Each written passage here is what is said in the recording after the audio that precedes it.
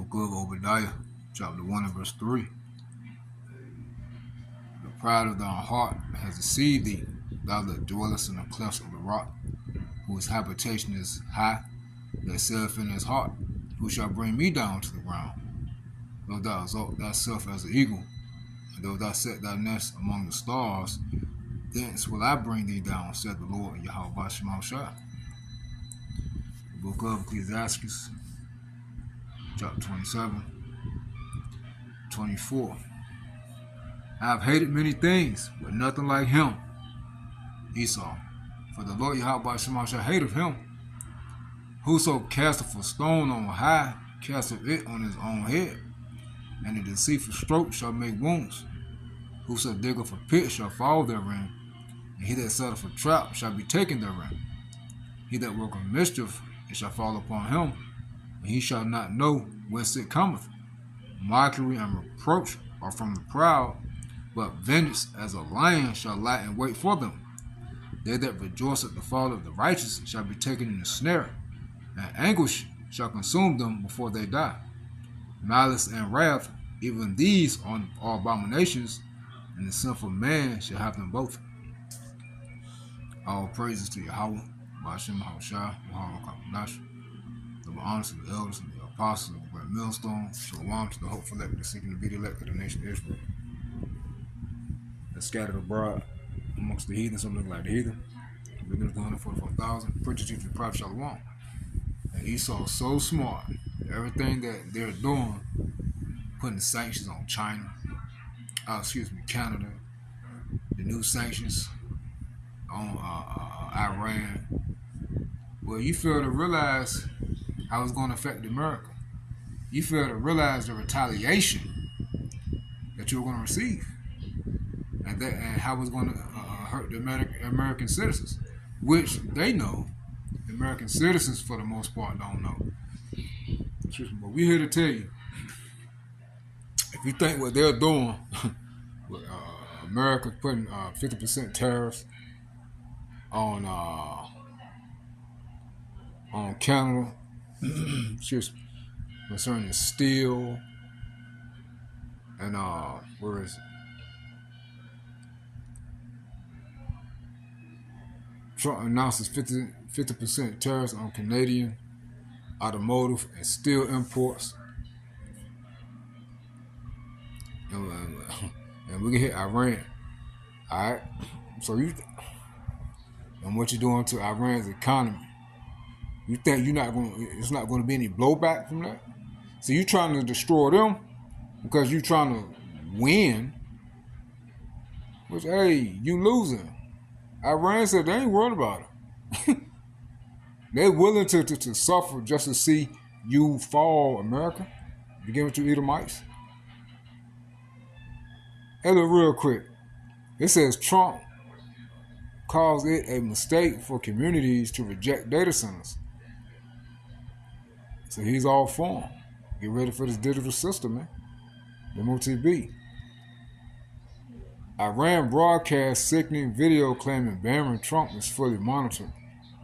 Places $10 million bounty on his head. Let me see. Top repair technology coming to Walmart Sam's Club. Y'all already know what that's about. They're getting ready for they condition everybody for the MOTB. It says Iran says the world has accepted it has defeated the U.S. and other Middle East developments. That's another article. That Iran's pretty much saying, hey, they not worried about these sanctions. But anyway, I don't want to waste time looking for it. So you got this video right here. I'm gonna let it ride. It's time to play. What do you do with this? But it is a small overall. It says how the new U.S. sanctions on Iran could affect China. Again, blowback is coming, man. All right, it's coming. You trying to hurt them? Well, America's gonna get hurt. Alright, now I typed in, and she can speak on the Canadian portion. It says, how does U.S. putting sanctions on Iran affect the U.S.? And you see what's already going on with the Strait of Hormuz, the Bab Ebn Strait, you know, the economic pressure concerning oil, you know, how that affects everyone. Higher energy prices, right? But what do you think these sanctions are going to do? You think they're not going to retaliate even more? Okay. It says placing economic sanctions on Iran affects the United States by raising global energy prices, increasing costs for American consumers, and creating diplomatic friction with major international trade partners. It says higher energy prices, cost of oil, sanctions-related conflicts disrupt shipping in the Strait of Hormuz, inflation, blocked oil supplies push fuel prices higher worldwide, consumer impact. Americans pay more at the gas pump and for everyday goods, meaning everything else. Diplomatic friction. Secondary sanctions. The U.S. penalizes foreign companies and nations that trade with Iran. So everyone that's doing business with Iran is going to get sanctioned too, which is going to affect American citizens. American citizens. It says tensions with China. China buys most of Iran's oil, pressuring China risk a major trade conflict. You know, everything over here in America pretty much comes from China. Allied disagreements. Other countries may view U.S. financial rules as an overreach of global power. Financial power. Global control. The U.S. uses its central role in the global banking system to block bad actors. Enforcement. Cutting off foreign banks from the U.S. dollar system gives Washington strong leverage. The dollar out, man. It's going out. Limited rules. Hey, they sending that shit. They are no longer buying American debt. Sending it right back to America, man. Pay your own debt. Alright? It's causing them to print more money, causing everything to go up. Why? Because the dollar is the value. Limited results, evasion. It says Iran uses front companies and cryptocurrency to bypass restrictions. Stubborn resistance. Sanctions hurt the Iranian economy, but they rarely force the regime to surrender its nuclear or regional goals right away, right? And that's what America wants them to do, give in. No, as we just read, Iran and the other countries back east already accepted that Iran has won the war and the U.S. lost. So these U.S. sanctions on Iran, talking about Trump calling for economic D-Day, you know, talking about it's going to achieve its goals. No. All right? No, they breaking down America. They breaking down the global economy, but America's getting hit the hardest. So the black horse is most definitely galloping, man. Y'all know what the black horse is. Straits, famine, hyperinflation. All right? Shipping delays, higher prices, less resources, higher prices. Again, how the U.S. sanctions on Iran could affect China. And we'll go ahead and play the video, so just know, we're in a time of judgment, as we read Ecclesiastes 27, man. All right? So get ready for the pain. All right? We already feeling it, but it's going to get worse. But us, as a hopeful elect that's seeking to be the elect of Israel, the true servants in Yahweh Shema Shai, hey, we know these things got to happen. We're just ready for it to happen so we can get the hell up out of here. So I'm going to play this video. It says U.S. Treasury's new Iran sanctions target digital assets, tech, gold, aviation, and shipping.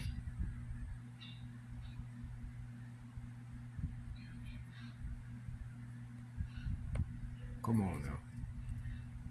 We've been been listening to Treasury Secretary Scott Bessent discussing new sanctions to put economic pressure on Iran.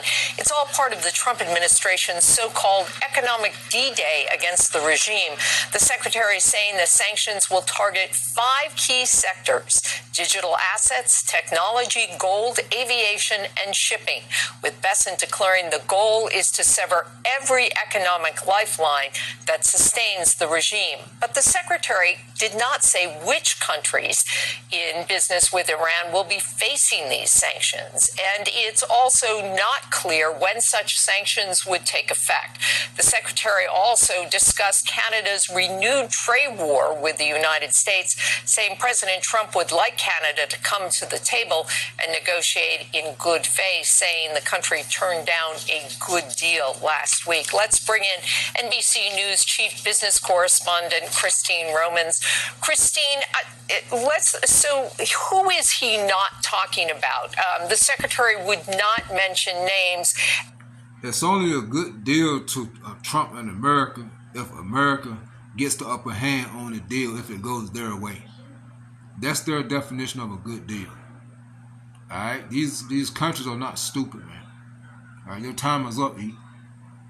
And he had 2 opportunities to talk about potential sanctions on China and avoided those. Is China the big target here?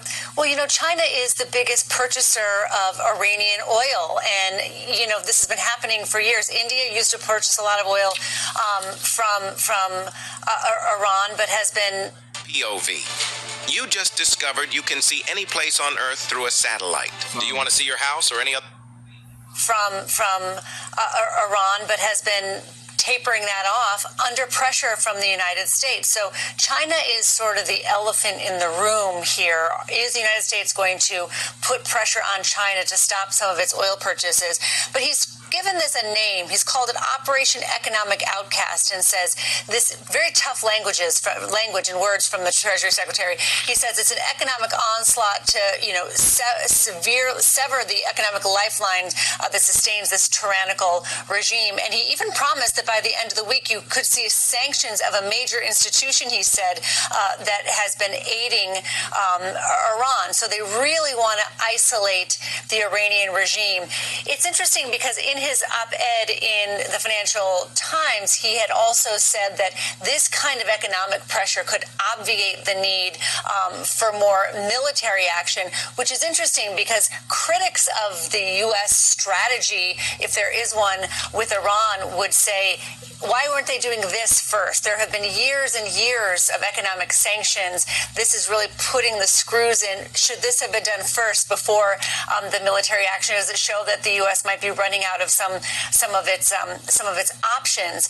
We know that oil prices have been rising and continue to rise in recent days and weeks, in part because the Strait of Hormuz is closed, and that's what these kind of sanctions are really aiming at, to really try to cripple the regime, and so the U.S. can take back real control over the Strait of Hormuz and get things flowing again.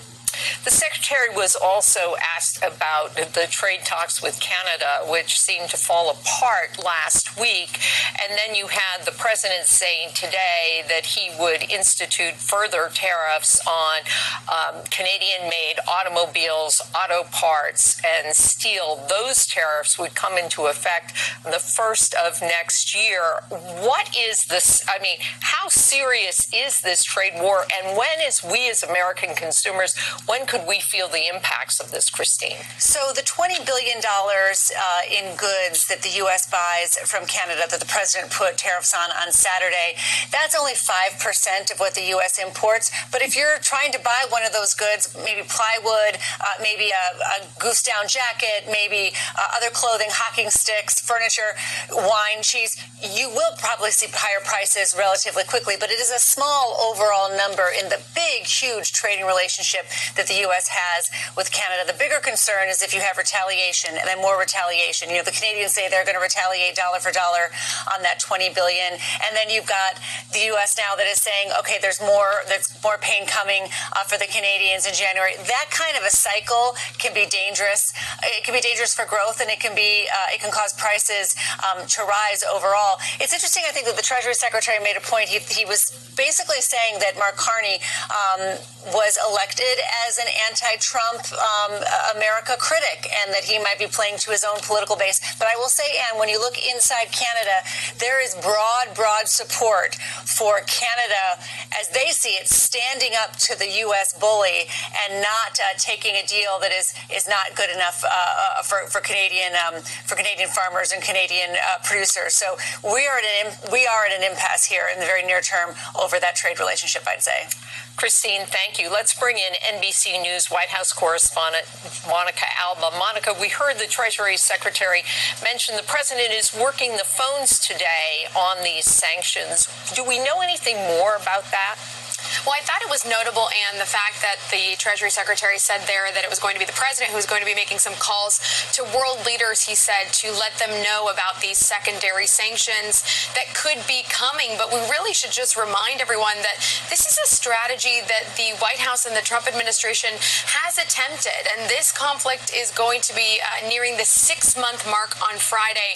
And just a couple of months ago, they made a very big show of something that they dubbed Operation Economic Fury that included some of these similar elements. And it tells you a lot that obviously what they have tried on this front has not produced the results that the U.S. wants to see, which is to sort of try to force Iran back to the negotiating table potentially to see if another kind of tentative framework could emerge. But as you mentioned, and we're discussing there with Christine, there is still this lingering question of if this does not work, if this doesn't end up being what they want to see as the sort of, quote, economic asphyxiation, as Treasury Secretary Scott Bessent put it, then would that mean that the U.S. would have to return to these larger scale military strikes and escalation that we know they haven't taken off the table, but that there's been a little bit of hesitation to revert back to that because Iran has proven to be surprisingly defiant for U.S. officials who have sort of been trying to see if that patience would eventually wear thin, but really Iran is still riding this out. So this is sort of the latest crank in some of those levers, according to the White House, but it's unclear, again, whether this really will have the effect that they want it to, but it comes at a critical time, and because President Xi of China is supposed to be coming to the U.S. For a high-profile visit a month from today, September 24th, so we'll be very curious to see whether one of the world leaders that the president is speaking with today or in the coming days could be President Xi to discuss this, because when Secretary Bessent was asked whether China would be exempt from this, he said no, that no nation was going to be exempt from this, and that any country or entity that is really doing serious business with Tehran could be feeling the effects of this. So we will see which of all of these countries right now up on your screen the president will be speaking with the leaders of directly, or whether this is happening official to official. But it does come at a very, very key point, pivotal point in this military conflict as we just get closer and closer to the midterm elections here and how that may weigh on voters' minds. And Monica, and yes, the reaction from Iran so far, at least the foreign minister there has said that this is just, they called this measure by the White House a measure of desperation. Monica Alba at the White House for us. We thank you for watching, and remember, stay updated on breaking news. It's a desperation move. Why? Because they're getting their ass kicked and they don't know what else to do. See, like she said, hey, Iran don't mind holding out. So what America doing to them, it's only going to make America suffer. Again, it's a desperation move by America and Trump, man. Hey, like she said, if Iran don't fold, well, they're going to have to go back to bombing again. Well, they low on missiles. So you see, America, how about Shemal got America, got Babylon, got these Edomites beginning with the elites. Also, you Edomites as a whole in a jam. Because you go and read the comments on these videos, they're like, yes, sanctions should have been done. Yes, that's really going to hurt them. Damn, it's going to hurt America the most. America receives everything. They import everything, damn near. Alright? They just shipped all the jobs back east. You see? America is a consumer's nation, man. So, hey, It's pain coming, man. Again, how about Shemashah set these jokers up real nice. They ain't so damn smart. They won't ever smart any damn way. All that stuff was a facade, man. This shit is fake. You know? But hey, I just wanted to hit this real quick through the spirit of power. How about Shemashah? Stay present for next. How about Shemashah? Shalom.